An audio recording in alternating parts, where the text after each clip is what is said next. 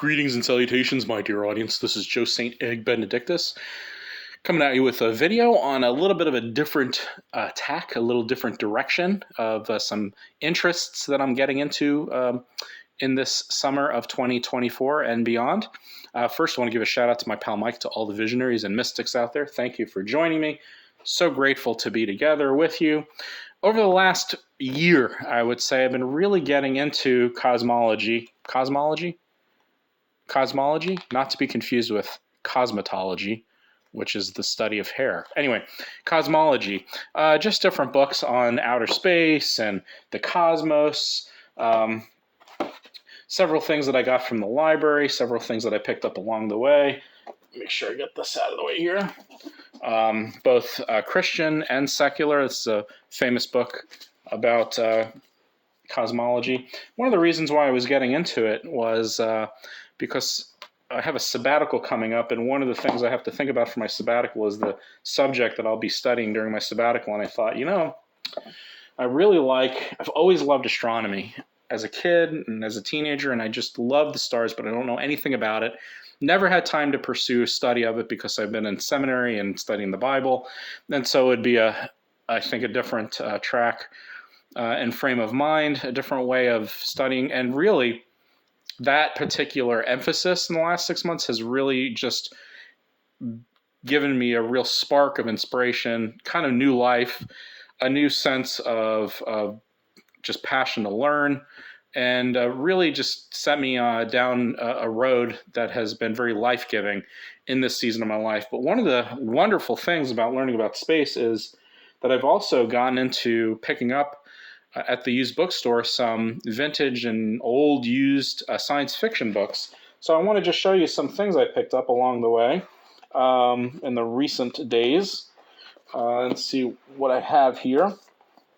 This book, for instance, Alpha 6, is a book of short stories. It's an anthology series that forms a definitive science fiction library by Berkeley Publishers. And one of the things about these old science fiction books is really I'm just judging the book by the cover. I don't know the authors. I don't know which one to get. I love the fact that this book was a long time ago $1.50. It has even an inclusion, if you look at it, of an advertisement in the middle. Check this out. And these are just the things I really love.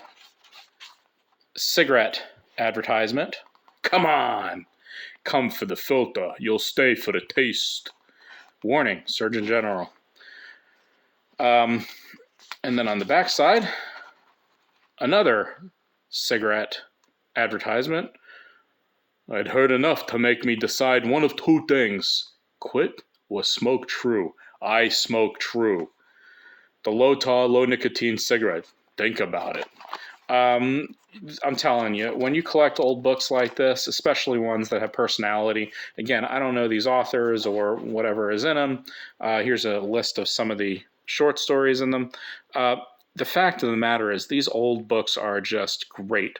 John Sladek is an author I am familiar with.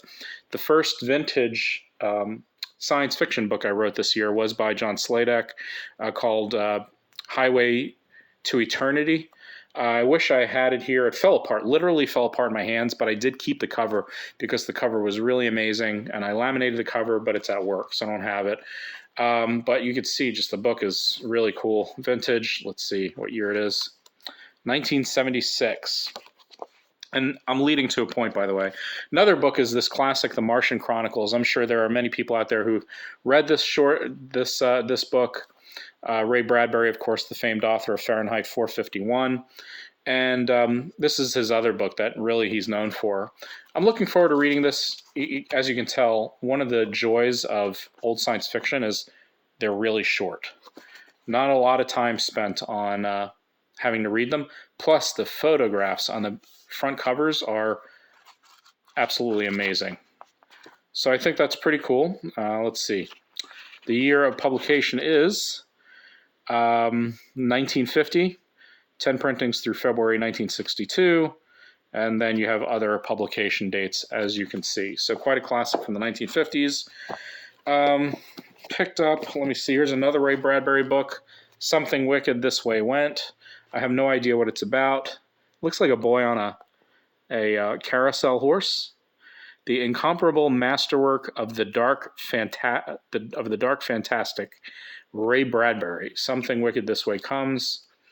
Carnival rolls in sometime after midnight, ushering Halloween a week early.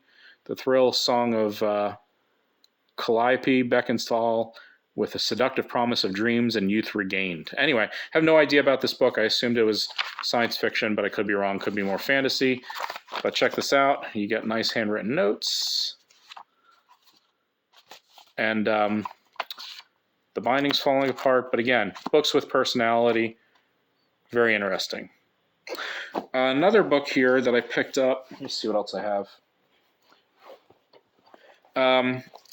This I got for free. I just picked it up because I love the cover, and it's just, look how old it is. $1.25 from, let's see, what is that? Manor Books. Legend in the Dust by Dwight Bennett. Paperback Shack was 49 cents in Fort Pierce. Got a bookmark there. And this book is from 1970.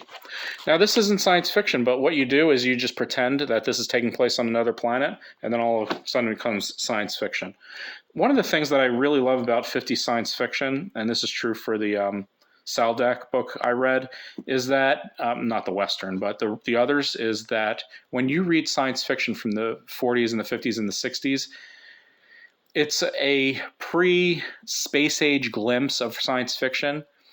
And what the anxiety of that whole time centers around is really the space age, the nuclear atomic age. And it's really interesting to see how these authors are really wrestling with kind of a post-apocalyptic, post-atomic age. You get the sense that technology on the one hand is useful for progress and for reaching beyond the limits of human discovery, but at the same time as our very demise.